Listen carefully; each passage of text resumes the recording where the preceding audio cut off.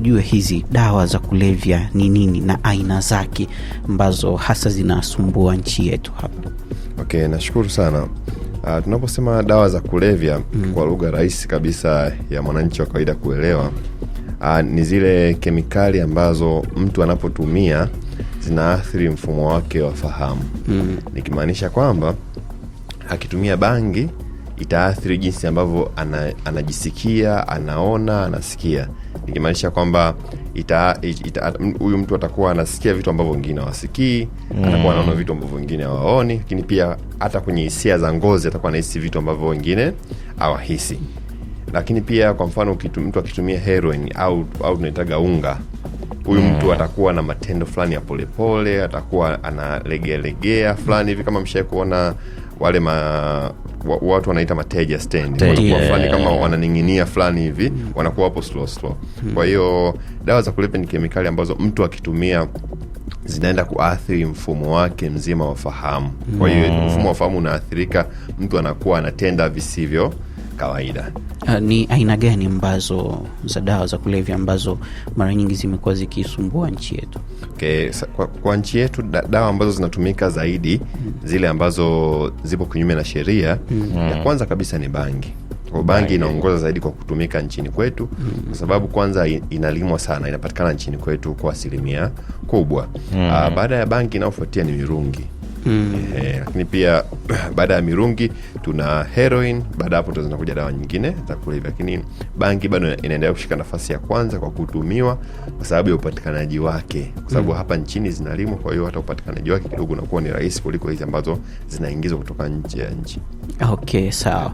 Ni madhara gani ambayo mtu anaitumia dawa za kulevya anayapata, ambayo anaweza kusababisha yakapata madhara, lakini pia yanakuja pia kwa jamii na jamii inapata madhara? Okay, nashukuru sana. Kwa upande wa mtumiaji, kwanza kabisa kuna madhara kwenye afya ya mtumiaji mwenyewe. Unajua mtu anapoanza kutumia dawa za kulevya mara nyingi sana, kwa mara ya kwanza, mara ya pili, wengi huwa wanatumia ili wapate raha. Anatumia kwa mara ya kwanza kabisa, utumii ili waathirike, utumii ili uwe mgonjwa, unatumia ili upate raha, mtu apate burudani, anapata flavor, apate flavor fulani. Kwa hiyo mara ya kwanza kabisa lengo sio kupata madhara, lengo ni kupata raha. Lakini sasa mtu anapotumia mara ya kwanza, ya pili, ya tatu, athari zinaanza. Na nikianza kwenye upande wa afya, matumizi ya dawa za kulevya hasa heroin au naitaga unga wanachangia sana kwenye magonjwa ya kuambukiza kama homa ya ini na HIV. Kwa sababu mfano rahisi sana, kwa mfano labda kete moja ya heroin labda inauzwa shilingi 10,000. Huo ni mfano. Mimi na shilingi 5,000, jamaa yangu ambaye natumia naye dawa za kulevya na shilingi 5,000. Kwa hiyo yani mimi sina 10,000 ya kununua kete moja. Kwa hiyo tunachokifanya tunachangiana. Wakishachangiana wataweka kwenye bomba la sindano kwa pamoja, ile kete moja wataimix kwenye bomba, then watajidunga. Kwa hiyo atajidunga nusu, mwingine atajidunga nusu. Kwa hiyo mpaka hapo maambukizi yanakuwa tayari. Lakini pia na hiyo heroin ndio ile wanaojidunga. Yes. Okay. Lakini pia namna nyingine, mwanaume ambaye anatumia dawa za kulevya mara nyingi anakuwa hana hamu ya kufanya tendo la ndoa. Anakuwa hana hamu ya kujamiana. Mara nyingi ipo hivyo. Sasa yeye akitaka dawa za kulevya atakaba, ataiba, atafanya vitendo vya uhalifu. Lakini kwa mwanamke ni tofauti. Si rahisi sana kukuta mwanamke ambaye ni mraibu alafu akabe au aibe. Mara nyingi sana wanajiingiza kwenye biashara ya kuuza miili yao, biashara ya ngono, ili apate fedha. Apate fedha kanuni dawa za kulevya. Sasa kwenye hii biashara, kumbuka huyu tayari inawezekana ameshaathirika na ukimwi au homa ya ini. Anavouza mwili wake hawauzii watumiaji wenzake, sababu watumiaji wenzake hawana hamu ya kufanya appetite, hakuna. Kwa hiyo anachokifanya, anamuuzia nani mwili? Anauzia wanajamii wenzetu, wajomba zetu, baba zetu wadogo, kaka zetu na kadhalika. Sasa wale wakishapata ule ukimwi, wakishapata homa ya ini, wanaleta sasa kwenye jamii. Kwa hiyo ataleta kwa mke, ataleta kwa yes, inaendelea kusambaa. Yes, kwa hiyo hayo ni madhara kwa udogo. Lakini pia dawa za kulevya zinaleta uraibu. Sema uraibu au kwa Kiingereza ambacho kimezoeleka ni addiction. Anakuwa addicted. Anakuwa addicted. Na nikisema uraibu kwa lugha rahisi ni ugonjwa sugu wa ubongo wenye tabia kujirudia. Yaani hawezi kuacha. Au kila pakipambazuka. Ugonjwa unakuwepo. Kwa hata mtu akitibiwa anapata nafuu haponi. Kama ilivyo mtu mwenye sukari anapata nafuu haponi. Kwa hiyo ni ugonjwa sugu wenye tabia rudia. Kwa hiyo kwa ufupi hayo ni madhara kwa mtu binafsi, lakini kwenye jamii kwanza inaharibu mazingira. Kwa sababu wengi ambao wanafanya hii biashara ya dawa za kulevya wanalima kwenye misitu yetu, wanaharibu vyanzo vyetu vya maji. Sindano wakishazitumia wanazitupa ovyo. Watoto wetu wadogo zetu wanakanyaga, wanapata maambukizi. Lakini pia hata kwa pato la taifa inaharibu kwa kiasi kikubwa, kwa sababu serikali inajenga vituo kwa ajili ya kuwahudumia.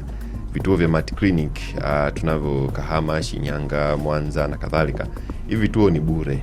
Kwa mtu anapata huduma bure. Kwa hiyo ukiangalia ile hela ya kujenga kituo na kutoa huduma ingetumika kufanya shughuli nyingine za kimaendeleo tofauti na ambavyo vikimhudumia. Kwa hiyo madhara yake ni mengi. Ni pia hata usalama wa jamii unaathirika. Kushakuwa na sehemu ambayo mtaa ambao watu wanatumia dawa za kulevya, ikifika siku 12 ni ngumu kupita. Kwa hiyo ile amani ya jamii ya mtaa ule inakuwa ni ndogo, inapotea. Kwa hiyo kwa ufupi hayo ni madhara ya matumizi na biashara za kulevya. Hivi vituo ndo vinaitwa sober house?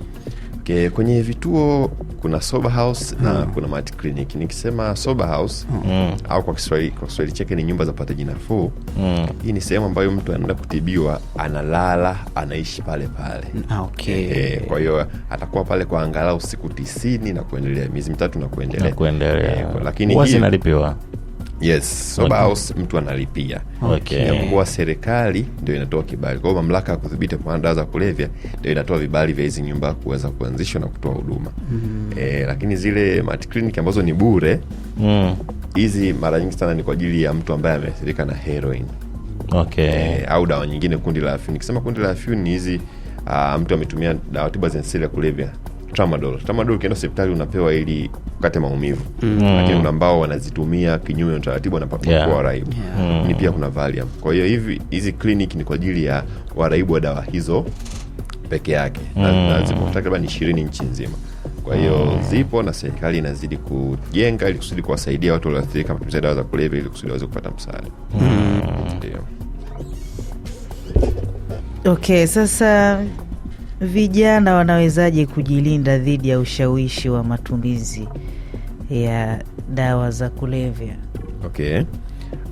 Kitu cha kwanza kabisa tunasema vijana wajifunze njia sahihi za kuendana na msongo, njia sahihi za kukabiliana na changamoto. Kwenye kukabiliana na changamoto kuna namna mbili. Either aamue kwenda kwenye njia zenye afya au zisizo na afya. Kwa lugha zetu tunasema ni coping mechanism. Kuna health na health. Kwa hiyo kuna zenye afya na zisizo na afya. Kwa hiyo lazima vijana tujifunze kuangalia solution au mbadala wenye afya kuliko usio na afya. Kwa mfano, kuna wenzetu wakipata stress, wakipata msongo, atasema ngoja ngapige bia zangu 2-3 nikate stress. Lakini akiamka asubuhi stress ipo pale na hela akatumia. Kwa mwisho wa siku anakuwa hajatatua tatizo. Kwa lazima vijana tujifunze kutafuta njia sahihi zenye afya za kutatua matatizo kuliko kukimbilia kutumia dawa za kulevya. Kwa sababu dawa za kulevya inakupa hali ya kusikia upo sawa kwa muda mfupi, lakini mwisho wa siku unajikuta umepata uraibu na tatizo hujalitatua. Kwa hiyo ni njia ya kwanza. Njia ya pili, tujifunze namna ya kutatua migogoro. Zile wanaita problem solving skills. Tujifunze namna sahihi ya kutatua migogoro. Kwa sababu wengi wanaingia kwenye dawa za kulevya kwa sababu baba na mama wamegombana, ameachika kwenye mahusiano, amefeli shuleni na kadhalika. Kwa hiyo tujifunze njia sahihi za kutatua migogoro. Lakini pia kuepuka ushawishi wa makundirika. Unajua vijana wengi pia wamekuwa kutumia dawa za kulevya kwa sababu wanataka kuwa sehemu ya kundi fulani. Kwamba ili nikubalike kwa hao wenzangu, hebu na mimi nitumie bangi, hebu kuja na mimi nitumie mirungi. Ili kusudi madereva wa malori wenzangu niwe nao sambamba, kuja nitumie mirungi kama wanavyotumia. Kwa hiyo tuepuke ile ushawishi wa makundi rika ambayo tunakuwa nayo. Kwa hiyo tuchague watu sahihi wa kuambatana nao, kwa sababu ukishaambatana na mtu ambao sio sahihi bila kutaka unaweza kujikuta unaingia kwenye matumizi ya dawa za kulevya. Deogratis, wazazi na walezi wana nafasi gani katika kuzuia matumizi ya dawa za kulevya? Asante. Kwenye masuala ya saikolojia ya tabia, nasemaga mtoto wako unapomlea kuanzia anazaliwa mpaka miaka 7 inatupa picha ya atakuja kuwa na tabia gani baadaye. Kwa Kwa hiyo inatupa picha kwamba mzazi ana wajibu mkubwa sana wa kumzuia mwanae asijiingize kwenye tabia za matumizi ya dawa za kulevya au biashara anapokuwa mtu mzima. Kwa hiyo mzazi ana wajibu mkubwa. Kwa hiyo malezi ambayo unampa mwanao, namna ambavyo unamfundisha kutatua matatizo, namna ambavyo unampa uhuru. Kwa hiyo aina ya malezi kwa namna moja au nyingine unachangia sana mtoto kujiingiza au kutokujiingiza kwenye matumizi ya dawa za kulevya. Kwa sababu kuna aina za malezi ambazo mzazi anakuwa hajihusishi kabisa na mtoto. Yaani yeye aende kazini, alete chakula basi. Kwa hiyo mtoto atakachokifanya ni juu yake. Kwa hiyo anampa uhuru 100% wala hajihusishi naye. Kwa hiyo mtoto yupo na dada wa kazi basi. Lakini pia kuna aina ya malezi ambayo mzazi anakuwa mkali kupita kiasi, akiamini kwamba anamlinda mtoto. Kumbe ule ukali sasa unamfanya mtoto hata akishawishika, akipata changamoto ashinde kumwambia. Kwa hiyo mwisho siku akipata changamoto yake atashirikisha washikaji, atashirikisha wanafunzi wenzake. Kwa mwisho siku akishirikisha watu ambao sio sahihi, sasa ndio watampeleka kwenye matumizi ya dawa na kule, bwana una hili na hili na hili, wewe tumia kete moja hapa, vuta kidogo, vuta utakuwa fresh. Kwa mwisho wa siku najikuta mzazi asipokaa kwenye nafasi yake kama mzazi kumsaidia mtoto kukua katika njia ambayo ni sahihi, mtoto huyu kuingia kwenye dawa za kulevya ni rahisi. Kwa hiyo sasa tusichoke. Hata kama imetokea sasa baada ya miaka 7 ulishindwa, ulikosea, jaribu kumrudisha mtoto tena kwenye njia sahihi. Bado wakati upo, nafasi ipo kabla hajafikia kwenye hali mbaya. Kwa hiyo na mtu wa kwanza kabisa tunategemea amtambue mwanae kama anatumia dawa za kulevya ni mzazi. Sasa kama mzazi hajihusishi na mtoto ni ngumu. Ndio ile unaambia mwanao anakaba mtaani, anavuta dawa za kulevya, anatumia bangi, wazazi wengi wanakataa, wanatetea mwanangu hawezi kufanya hivyo.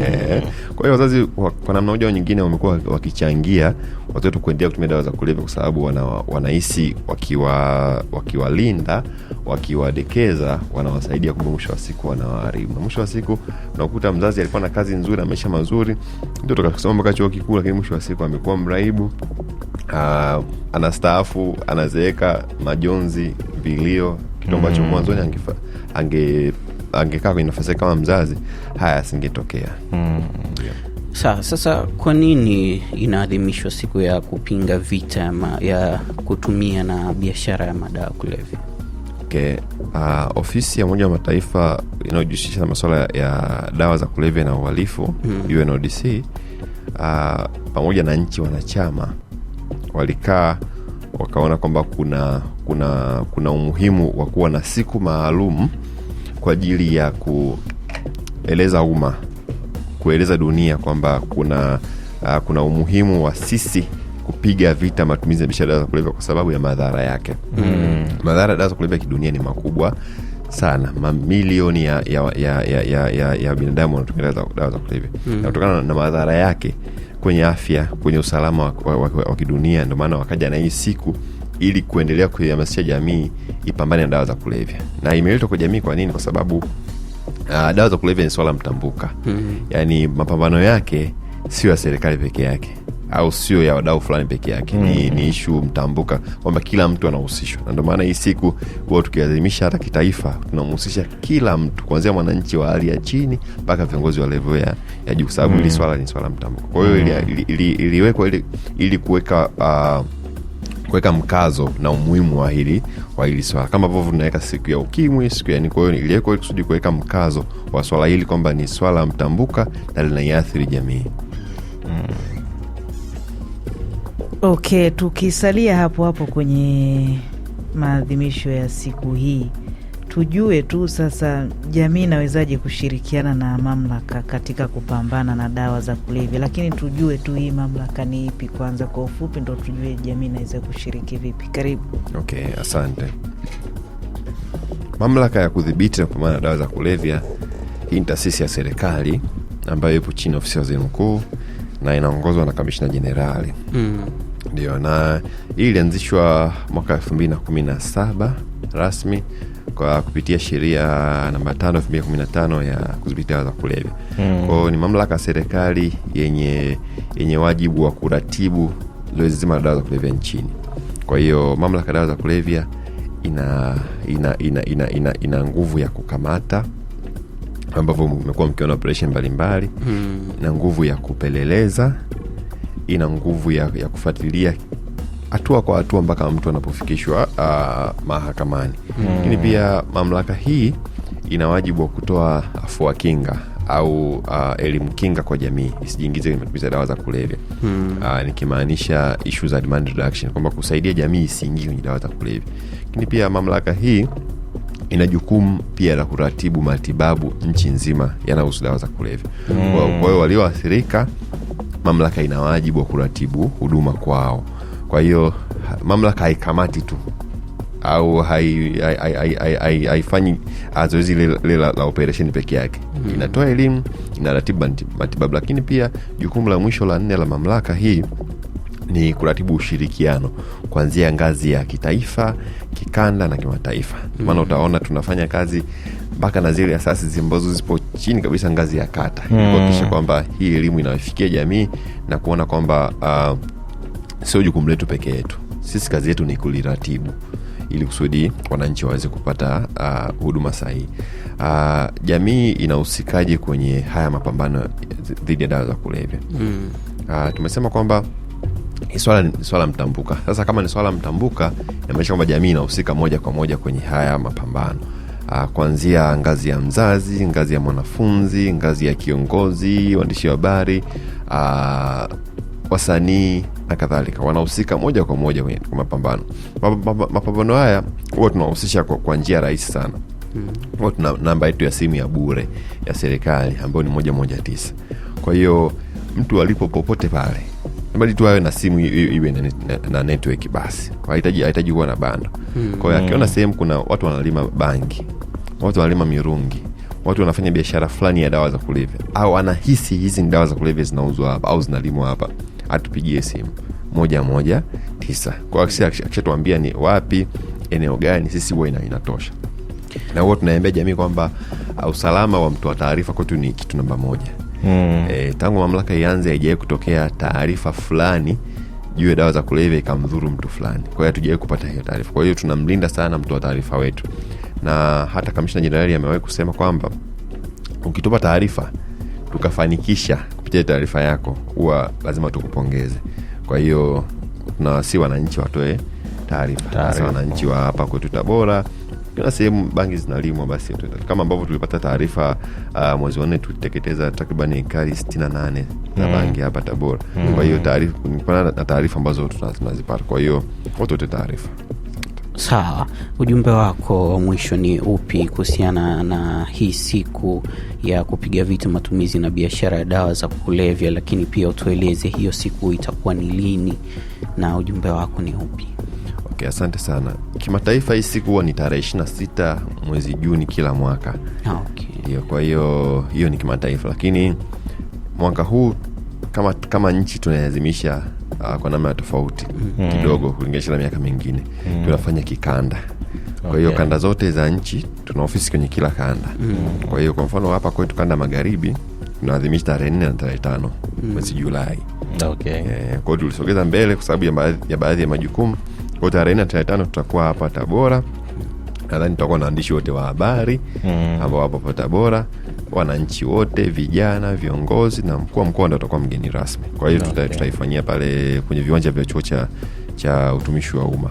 Kwa hiyo itakuwa ni zoezi la siku 2. Siku ya kwanza tutakuwa na bonanza la michezo, vijana watacheza, watashindana, timu mbalimbali, michezo mbalimbali itakuwepo. Siku ya pili itakuwa ni siku ya kilele. Kwa hiyo kwa upande wetu wa kanda magharibi tuazimishia hapa Tabora. Ndio. Okay, kwa hiyo itakuwa ni Jumamosi na Jumapili.